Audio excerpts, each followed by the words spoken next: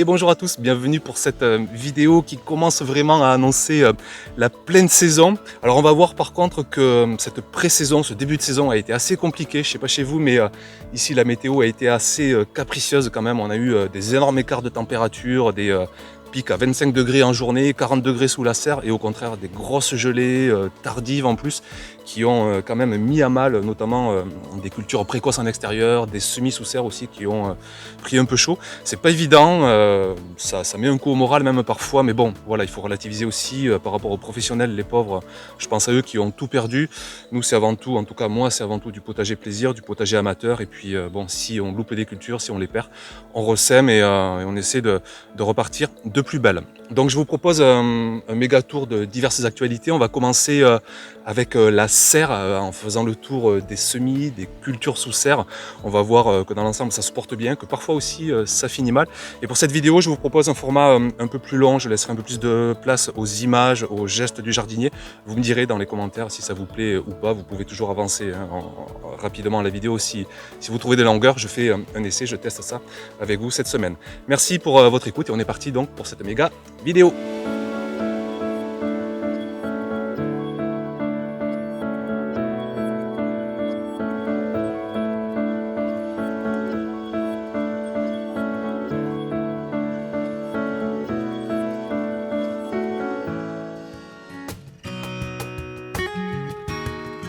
Alors le mois d'avril, c'est clairement le mois où la serre est remplie de semis, ça déborde de tous les côtés. Il y a tous les bébés plants là qui vont envahir le potager dans les semaines à venir. Et je pense que c'est pareil chez vous, j'ai vu tellement de photos, de vidéos, on voit que ça déborde, que ce soit sous serre, derrière les fenêtres, si vous n'avez pas de serre, dans les salons, dans les vérandas. On a tous nos semis qui sont sur le pied de guerre, là, qui sont prêts à envahir le potager. Premier focus sur les salades et j'en profite pour vous montrer comment j'étale les semis pour étaler les récoltes et pour qu'on puisse récolter de la salade au quotidien en fait, et cela quasiment jusqu'à début juillet, période où laquelle on préférera remplacer les récoltes de salade par des récoltes estivales, les tomates bien sûr en premier. Alors mes salades les plus avancées, ce sont celles que j'ai semées dès fin janvier, début février, directement dans la serre. Et vous voyez qu'elles sont magnifiques d'ailleurs, cette terre végétale là, elle doit vraiment être bien riche en azote. Et pour les légumes feuilles, c'est un régal. Et je fais donc mes premières récoltes de salade du potager. Et ça c'est toujours chouette parce que la salade du potager, voilà quoi, c'est quand même quelque chose. Ensuite, j'ai donc fait d'autres semis de salade en février, mars pour planter en extérieur. Et ce qui fait que j'ai des salades dans le potager qui sont plus ou moins avancées et qui arriveront à maturité une fois que j'aurai récolté mes salades sous serre. Et ensuite, début avril, je continue mes plantations de salade. Là, j'en ai dans la serre en godets individuels qui sont prêtes. Et je les amène, donc je vais les planter au potager.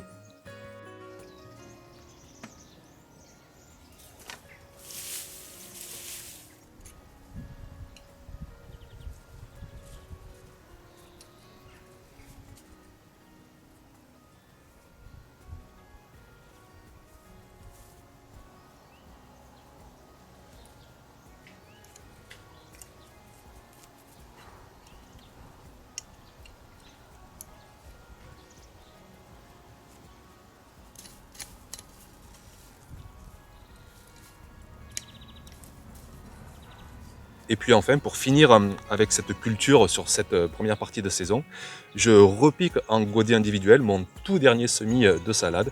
Et lui, donc, j'irai le planter en extérieur dans 15 jours. Donc voilà, vous voyez des salades à tous les stades de maturité qui font que, je l'espère, on va quasiment récolter au quotidien des salades sur les 2 mois à venir.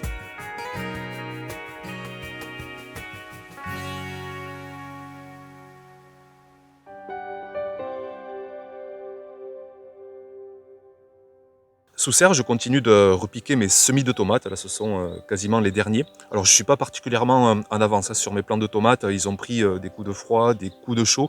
Les plants, ils n'aiment pas bien ça. Et même les tout premiers semis, j'ai pas des plants extraordinaires. Mais bon, ça va le faire. D'ici fin avril, début mai, je devrais pouvoir commencer à planter les premiers en extérieur. Alors toujours les mêmes gestes clés hein, pour le repiquage. On y va avec attention, on enfonce max la tige, on la remplit de terre pour générer des nouvelles racines. On prend des godets si possible assez grands. Hein. Moi j'aime bien prendre du 11 sur 11, voire même du 15 sur 15. Mais bon après voilà, ça fait beaucoup de terreau. Mais ça permet au plant de vraiment prendre de l'avance, de bien se développer. Et puis toujours une humidité constante.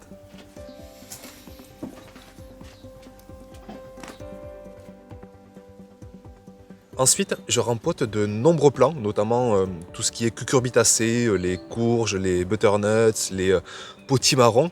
Je les avais semés dans des godets assez petits, hein, des 7 sur 7. Et là, je prends tout ce que j'ai sous la main en plus gros, du 11 sur 11, voire même du 15 sur 15. Mais bon, il faut quand même beaucoup de terreau. Donc voilà, c'est à vous de voir. C'est vrai que ça fait des beaux plants bien avancés, mais ça consomme un petit peu plus de terreau. Donc moi je prends voilà, des gros godets et comme ça j'aurai vraiment des beaux plants bien avancés pour les planter en extérieur d'ici 15 jours, 3 semaines. À préciser quand même que toutes ces grosses graines, on peut très bien les planter directement en extérieur. Hein. En mai, par exemple, une fois qu'il n'y a plus de risque de gel, on économise du terreau, c'est l'avantage. Après, je sais qu'ici, moi, j'aime beaucoup préparer mes plants à l'abri des ravageurs, dans de bonnes conditions, et avoir vraiment des beaux plants à implanter dès le mois de mai. Donc ça, comme souvent, hein, c'est à l'habitude, aux préférences de chaque jardinier. Ici, je préfère préparer ces plants sous abri, en godet, mais vous pouvez planter ces grosses graines directement en pleine terre.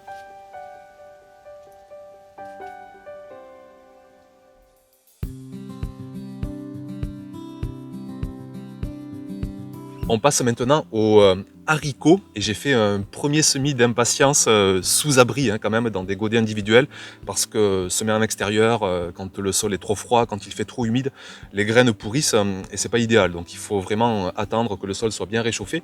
Et là donc j'en ai fait plutôt sous abri pour vraiment espérer avoir des récoltes très précoces, très hâtives. Donc tout s'est très bien passé, superbe taux de germination. J'embarque tout ça pour les planter. On était, je crois, vers le 5 avril pour planter tout ça au potager. Je repique les godets individuels un par un dans une bonne terre. Je paille aussi l'ensemble. Hein. Je commence maintenant à déjà repailler l'ensemble du potager pour protéger le sol tout cet été, pour garder une humidité constante. Et puis normalement, tout aurait dû bien se passer hein, dans le sud début avril. Normalement, on est tranquille. Sauf que patatras, hein, on a eu une énorme gelée tardive et la culture a complètement été anéantie. Alors, je pensais qu'il ne restait vraiment plus rien, mais si, il y a deux haricots qui ont survécu. Mais sinon, voilà, tout ce travail entre guillemets a été fichu en l'air. Et c'est pas grave, j'ai déjà ressemé dans des godets et je remplacerai tout ça sitôt que les haricots auront germé dans les jours, dans les semaines à venir. J'en ai profité aussi au passage pour pailler toute ma fraiseraie. Tout le paillage de l'année dernière a disparu, hein, c'est fou, et c'était du foin, du broyat. Donc là, je remets une grosse couche de broyat. Je me sers essentiellement de broyat végétal. Hein. Je récupère vraiment un maximum de broyat de mon village. Les déchets végétaux des autres, ils atterrissent en ressources chez moi. C'est bien sûr, il ne faut pas que ce soit traité, et c'est le cas dans 99,99% des cas. Hein. C'est très rare que les gens traitent. Donc je demande aux paysagistes, je vais même parfois à la déchetterie, je récupère du broyat, du broyat, du broyat. C'est gratuit, c'est local, ça me coûte rien, donc je profite pour en utiliser et pour pailler notamment donc la fraiseraie avec ça.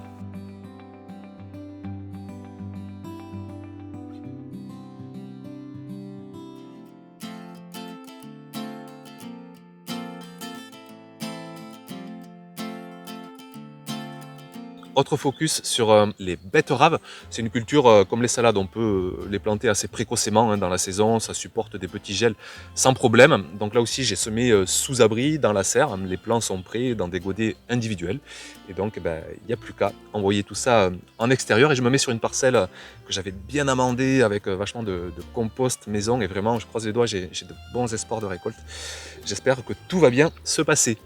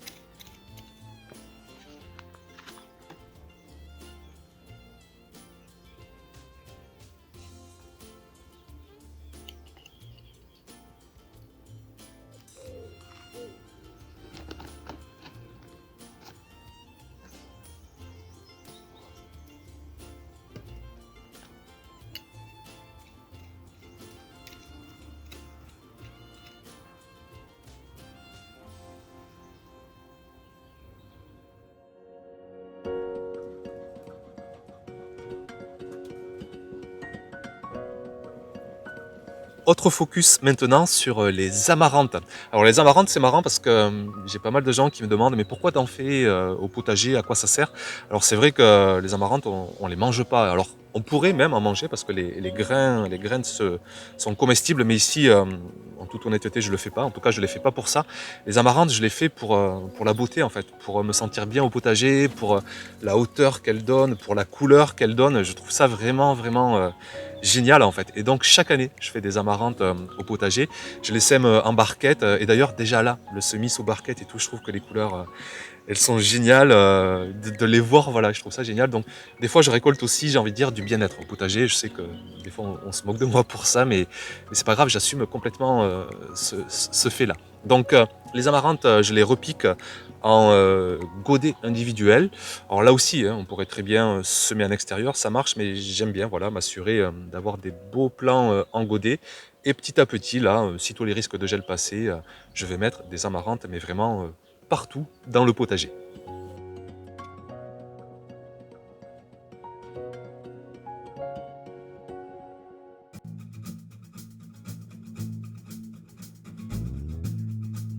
Je vous parle aussi de première plantation que j'ai fait dans la serre il y a déjà 15 jours, même 3 semaines. Et j'ai voulu essayer des plants greffés cette année. Alors les plants greffés, ce sont des plants où on greffe une variété sur une autre. Ça génère ce qu'on appelle un effet d'hétérosis, un effet de vigueur. Et on est censé avoir un plant extrêmement productif. C'est le gros avantage des plants greffés. Et l'inconvénient, c'est que ça coûte bien plus cher. Il faut payer 5-6 euros le plan, alors qu'un plan fait maison, ça va être tout juste 10 centimes, hein, la graine, le terreau. Donc ça coûte pas grand-chose. Donc là, j'ai voulu essayer. On va comparer. Il y a aussi une question de goût, hein. Souvent, les plants greffés, c'est quand même une variété sur une autre. Donc on a une grosse production, mais je verrai, j'ai envie de voir si je trouve que le goût est vraiment similaire à mes propres plants. Donc je vais faire le test, là je plante 2 plants greffés et je mettrai à côté dans la serre mes propres plants aussi. Et on pourra comparer ça dans les semaines, dans les mois à venir. J'ai installé aussi déjà un plant d'aubergine, un plant de poivron, un plant de concombre. Je me mets au milieu des godets, en fait je paille le sol avec les godets là parce que je manque de place, parce que j'en ai un peu partout. Et puis pour finir avec la serre, il y a des plants de fèves. Je ne sais pas si je recommencerai à faire des fèves sous la serre. Je trouve ça pas dingue. Bon, ça me fera quand même quelques récoltes. Et des plants de petits pois aussi qui arrivent. Et puis voilà. De l'autre côté, aussi vous dire que là où j'ai tous mes semis, tout ça va disparaître. Je vais enlever les plants de travail d'ici 15 jours, 3 semaines. Et je vais planter dessous dans la terre que j'ai commencé à enrichir là avec plein de compost, de matière organique plus ou moins grossière. Et là, j'y mettrai aussi des patates douces, aubergines, tomates, concombres. On va littéralement envahir la serre pour cet été. Je vous montrerai plus en détail un système d'ombrage que j'ai fait pour qu'il fasse pas trop chaud. Et ça devrait vraiment être plutôt sympa.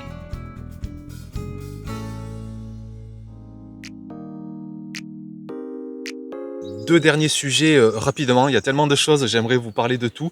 La butte lasagne que j'ai fait la saison dernière, alors ouais, une butte lasagne, en fait j'ai mis dans cette parcelle, j'ai coffré avec du bois et j'ai mis tous mes résidus végétaux du potager de l'année dernière, tous mes plants de courges, de tomates, de concombres, de melons, de pastèques, enfin tout du potager, j'ai tout broyé, j'ai tout envoyé là-dedans. J'ai mis un peu de terre aussi de temps en temps pour faire un alliage de terre, de matière organique. Et donc là, je regarde ce qu'il en est. Et d'ailleurs, on voit que, bien sûr, ça a été en grande partie décomposé. Tout ce qui est vert, tout ce qui est azoté, terminé. Il n'y a plus rien. Ça s'est transformé en minéraux. Et on voit quand même encore des déchets un peu grossiers. Tout ne s'est pas encore complètement décomposé. Je pensais m'en servir pour alimenter le potager à droite à gauche de compost. Mais en fait, ce que je vais faire, je vais laisser tout ça là. Je vais l'étaler. Et je vais planter directement là-dedans des cultures très gourmandes. Courgettes, melons, courges, tomates. Je vais même installer des structures, je pense, en bambou, faire des tuteurs. Et là aussi, ben, on suivra ça ensemble cette saison. Je pense que ça va être sympa là aussi. Je m'attends, j'espère en tout cas, à une belle productivité, une belle abondance de récoltes.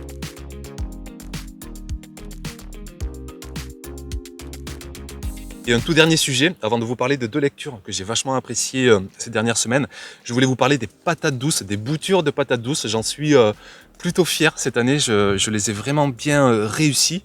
Et vous voyez que vraiment les lianes commencent à se développer, d'avoir laissé là des yeux en aérien. Les lianes partent en fait de là et ça commence à faire vraiment des jolis plans. On voit même les racines qui dépassent des godets et pourtant j'ai mis des sacrés godets. Je suis même quasiment sûr qu'il y a déjà des petites patates douces toutes bébés à l'intérieur. Ben, on verra ça peut-être dès la prochaine vidéo parce que je vais commencer à planter des plants dans la serre sous, en fait directement sous le plan de travail à semis. C'est pas grave s'ils sont un peu à l'ombre et on verra ça donc la semaine prochaine.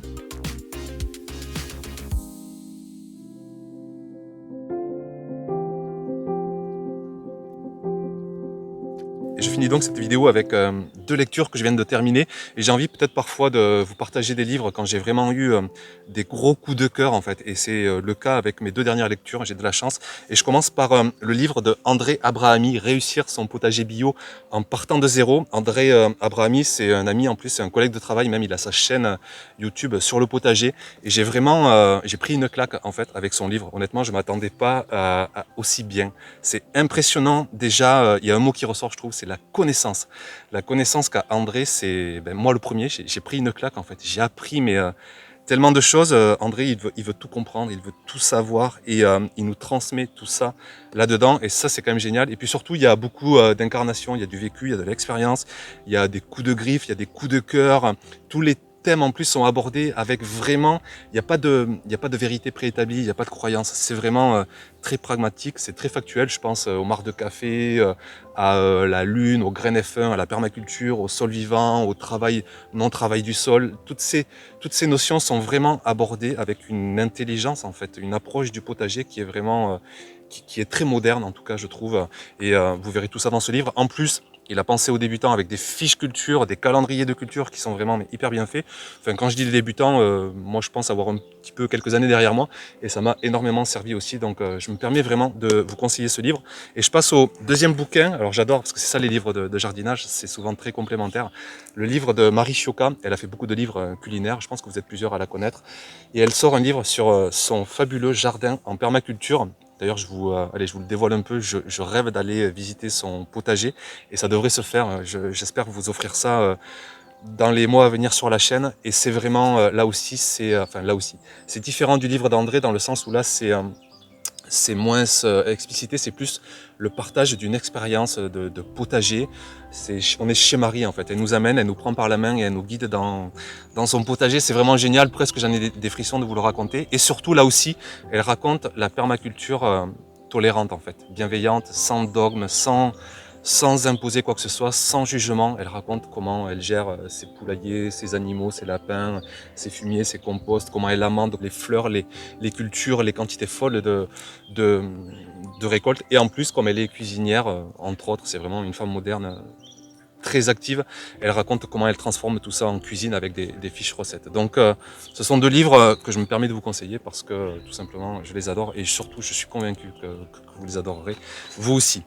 Vive le potager sans dogme et avec tolérance. Et puis je vous dis à très vite pour une prochaine vidéo pour continuer à s'éclater avec ce qu'il y a derrière moi, avec le potager. On est parti pour plusieurs mois de folie. À bientôt. Ciao ciao.